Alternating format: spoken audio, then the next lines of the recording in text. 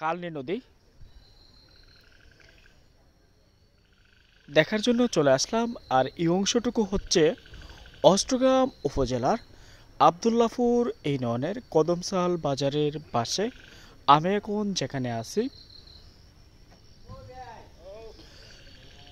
কালনী নদী আজমিরগঞ্জ হয়ে অষ্টগ্রাম হয়ে মেঘনা নদীর সাথে লেগেছে। অনেকে এই নদীটাকে ভুল করে মেঘনা নদী বলে থাকে। এর প্রধান কারণ হচ্ছে সুরমা কুশিয়ারা এক স্থানে মিলিত হওয়ার পর কালনী নদী নাম ধারণ করার পর আজমিরগঞ্জ অষ্টগ্রাম উপজেলা হয়ে লাখাইয়ের দিকে নদীটি গিয়ে লেগেছে, অর্থাৎ যার ফলশ্রুতিতে দীর্ঘ এই নদীটি বিভিন্ন এলাকায় এক এক নামে নামকরণ করা হওয়ার ফলে এটাকে অনেকে সরাসরি মেঘনা নদী নামে ডেকে থাকে।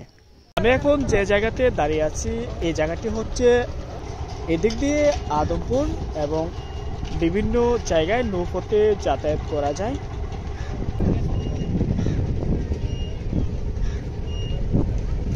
সারি সারি নৌকা এখানে ঘাটে ফিরানো, এক প্রান্ত থেকে অন্য প্রান্তে এখান থেকে যাতায়াত করবে বাসিন্দারা বা যাত্রীরা।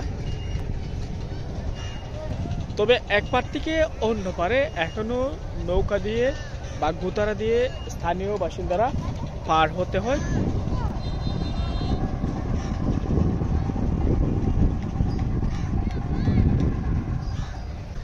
এদিকে মানুষের উপস্থিতি, তারা নৌকাতে বিভিন্ন কাজ করে থাকে। এর পাশে হচ্ছে মসজিদ, আর মসজিদের পাশেই রয়েছে টমটম। কুমরি বাজার থেকে টমটম থেকে এখানে আসা যায়।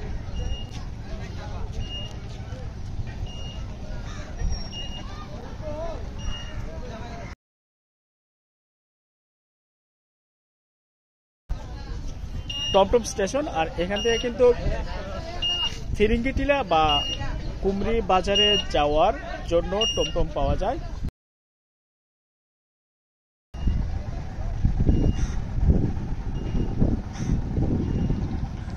বিশাল নদীটা বেশ গভীর। অনেকে বলে এটা মেঘনা নদী, অনেকে বলে আবার কালনী নদী। আমি আসলে স্থানীয় বাসিন্দা যারা আছে কারো কাছ থেকে জানার চেষ্টা করব একরিত মূলত এই নদীটার নাম কি, কালনী না মেঘনা।